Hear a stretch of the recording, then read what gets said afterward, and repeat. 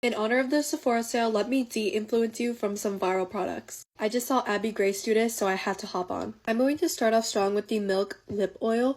Don't get me wrong, this product is good, but nothing about this stands out to me at all. I feel like every single brand is coming out with a lip oil nowadays, but this one just feels like all the others. It's not special, and I don't think it's really worth purchasing. It's $26. I like my e.l.f. lip oil better, and I think it's like $6, so I just don't see a point in buying this. This one may be controversial, but this is the Charlotte Tilbury Magic Cream. I'm actually really surprised about this because I am a thick moisturizer girl. Like, I have super dry skin, but I have barely used it because I'm pretty sure this product broke me out.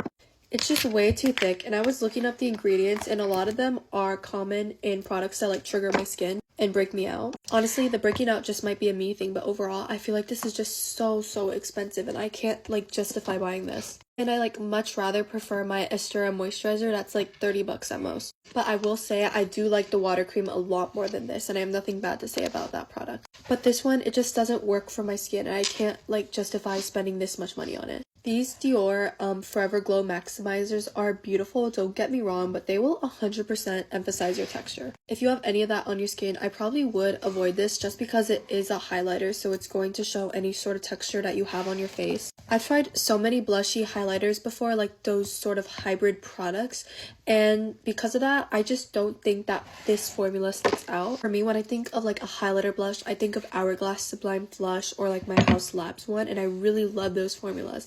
But this one is not my favorite. Also, I'm holding up the wrong shade. This is more of a bronzy one. But yeah, here's a pink one. But honestly, in general, I thought I would reach for these more, but I never reach for them because the formula doesn't really stick out to me. If anything, it just kind of reminds me of the Charlotte Tilbury wands. You guys know how I feel about these Summer Fridays lip oils. They are not my favorite. They dry out my lips. They're just way too thin for me. And they run out way too quickly. So I'm not a fan of these. Rare Beauty highlighters is the same as the others where I'm like, I've tried so many highlighters, so I don't reach for this. I never use it. I don't think there's anything like that special about this formula. I don't really like how it blends either. It kind of just looks a little patchy and metallic-y rather than like a natural highlighted glow. And honestly, it just comes down to the type of makeup that I prefer, and I like very dewy natural makeup, and this metallic finish just does not blend well with my routine. Lastly, you guys already hear me complain. I don't think the Benetint is worth the money. I don't know what it was, but this kind of like triggered a rash on my lips. All these little dots appeared and it was super painful. I don't know, I've just never been a fan of these sort of tints that you have to like blend with your fingers, and it's a lot. It's really patchy. It's kind of hard to work with.